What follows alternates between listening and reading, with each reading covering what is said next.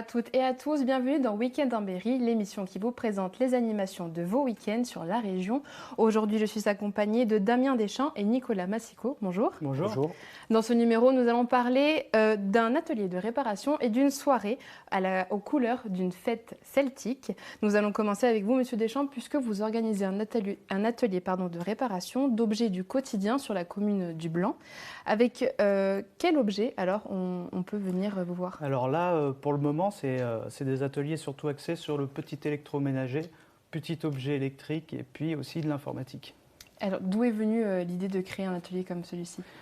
On communique beaucoup sur la réparation sur notre territoire, dans le but bien sûr de réduire les déchets apportés en déchetterie, donc parce que ça a un coût de gestion pour la collectivité.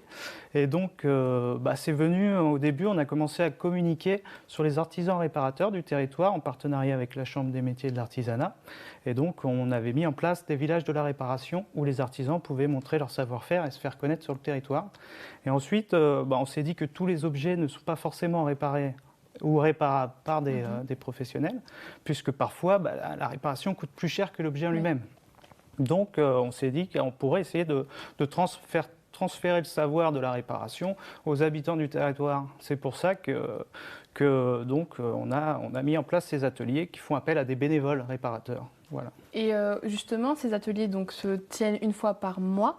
Comment est-ce que ça se passe concrètement? Est-ce que c'est collectif? Est-ce que chaque personne est accompagnée par un bénévole réparateur?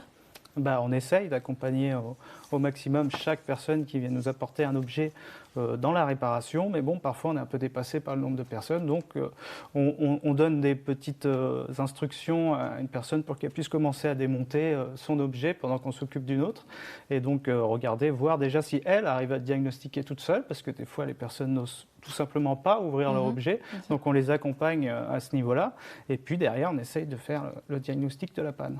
Combien y a-t-il de bénévoles réparateurs avec vous? On compte une petite dizaine pour le moment de bénévoles réparateurs et on espère pouvoir augmenter ce nombre. Ils suivent une formation pour devenir justement bénévoles dans ces ateliers? Alors on a plusieurs bénévoles qui connaissaient déjà les réparations par leur métier ou par leur connaissance puisqu'ils sont bricoleurs de nature.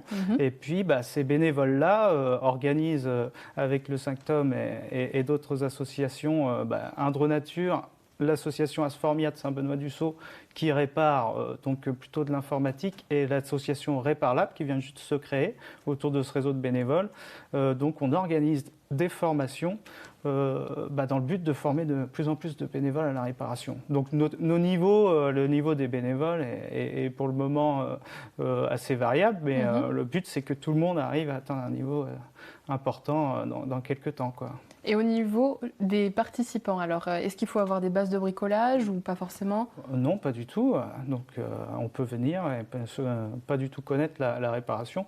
Bon, j'en suis un exemple, je suis un très bon réparateur, je ne suis pas un très bon bricoleur. Donc moi j'apprends à chaque atelier un petit peu plus. Et puis donc le but c'est justement que les bénévoles qui ont beaucoup de connaissances transmettent cette connaissance au plus grand nombre. C'est ça, c'est que c'est une démarche écologique. Économique aussi, parce que vous disiez que la réparation ça peut coûter cher, ou alors justement le rachat d'un appareil ça peut être aussi coûteux, mais c'est aussi une volonté de votre part d'apprendre aux gens et qu'ils puissent peut-être apprendre à d'autres ou Bien sûr, il y a tout un volet social finalement, convivial. Le but c'est aussi de passer un bon moment ensemble. Donc on n'est pas dans la recherche de performance à tout prix sur ces ateliers, on est aussi dans la recherche de passer un moment ensemble tout en apprenant des choses sur la réparation. Et donc chacun attend son tour. On appelle ça aussi, c'est un petit peu sous le modèle des Repair Café. Les premiers ateliers qu'on avait mis en place, c'était les Repair Café, bien sûr. Il y a le café, l'espace discussion. Beaucoup de personnes qui nous apportent un objet prennent le temps de rester un petit peu, regarder les réparations d'autres objets parce que c'est intéressant de voir comment est fait un objet déjà à l'intérieur. Parfois, on n'a jamais ouvert un objet et on apprend un petit peu tous les composantes des objets électriques et puis pour s'améliorer dans la réparation. C'est un moment d'échange aussi entre aussi bien les participants qu'entre participants et professionnels. Est-ce que vous avez une idée du nombre de personnes qui viennent à vos ateliers Donc il y en a de plus en plus. Au dernier atelier, on a eu 35 personnes. D'accord. Voilà. Et donc là, je pense que samedi, on va avoir encore un petit peu plus de monde, puisque justement, il faut faire connaître cette démarche. C'est assez récent. Le premier atelier qu'on a mis en place, c'était un Repair Café, c'était en 2018 sur la foire exposition du Blanc. Donc là, on avait fait les choses en grand. On avait plusieurs disciplines, que ce soit pareil, les appareils électriques, l'informatique, mais on avait rajouté le textile, le mobilier, les vélos, avec l'association Châteauroule qui nous avait fait le plaisir de venir nous accompagner sur cet atelier. Et donc on s'est dit, bon, peut-être que c'était un peu trop grand dès le départ, on n'avait pas les épaules pour tenir ça régulièrement. On s'est appuyé sur nos 2-3 bénévoles qui habitaient dans le coin pour construire ces ateliers de la réparation. Et là, on a de plus en plus de bénévoles qui s'associent de plus en plus. Et on fait appel aussi aux personnes qui souhaitent nous rejoindre. Pas de souci, on les accueillera avec grand plaisir. Alors ça dure de 14h à 17h.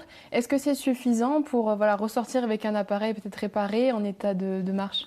Ça peut être suffisant quand c'est une petite panne. En général, il y a d'abord le diagnostic. Parfois, on ne peut pas réparer sur le moment parce qu'on n'a pas la pièce ou parce que techniquement, on n'est pas capable de le faire. Mais on en répare quand même pas mal. Sur les 36 objets qu'on nous a apportés au dernier atelier, on en a réparé 25. Justement, vous parlez des pièces. Est-ce que quand on arrive, il faut penser à avoir sa pièce ou alors justement c'est un diagnostic donc on ne le sait pas encore. Est-ce que vous avez des pièces disponibles ? Eh vous le faites bien de le dire. Si la personne a déjà fait son diagnostic mais ne sait pas changer la pièce qu'elle l'a achetée, elle peut venir avec sa pièce, il n'y a aucun problème. Après, c'est sûr qu'on découvre la panne. Nous, on peut avoir quelques objets récupérés, que ce soit des cordons, des choses comme ça, des fusibles. Donc là, c'est gratuit, il n'y a pas de souci. Après, s'il faut changer une pièce spécifique dans un objet, on regarde le prix que ça coûte. Donc on peut faire la commande avec la personne sur place et puis lui expliquer comment la changer, si elle n'est pas capable de le faire. Si elle ne se sent pas capable de le faire, elle peut revenir au prochain atelier pour qu'on change cette pièce avec elle. D'accord, donc c'est des ateliers qui ont quand même une démarche avec plusieurs angles, écologique, économique, bien sûr. Et puis ce que vous disiez, social aussi. Social, oui, c'est important. Eh bien maintenant on va se tourner vers vous, Monsieur Massico, vous êtes pompier professionnel à la caserne d'Issoudun. Oui, c'est ça. Et vous allez nous parler d'une fête organisée justement par cette caserne sous le thème de la Saint-Patrick. Pourquoi avoir choisi animer un petit peu Issoudun pour ce 14 mars ? Est-ce que vous avez un autre objectif que celui-ci à travers un événement comme la soirée de... Non, c'est présenter un moment festif pour toutes les personnes venant avec nous. D'accord. Et faire rencontrer aussi peut-être les secours à la population qui peut-être ne les connaît pas, parce que c'est vrai que c'est pas forcément... on n'a pas forcément toujours envie d'appeler les pompiers, donc c'est pour se rencontrer professionnellement. Se rencontrer, échanger et surtout s'amuser. S'amuser et se détendre. Et peut-être apprendre des petits pas de danse. Je rappelle que ce samedi, au centre de tri du Blanc, route de Mérigny, se déroule un atelier de réparation de 14h à 17h. L'occasion d'apprendre à réparer vos appareils électroménagers ou informatiques. À 19h30, au centre des congrès d'Issoudun, les pompiers vont peut-être changer leur uniforme contre des kilts. Et vous pourrez faire de même pour vous plonger dans leur soirée Sainte-Patrick. Merci de nous avoir suivis et on se retrouve à la semaine prochaine. Au revoir. Au revoir. Au revoir. Au revoir.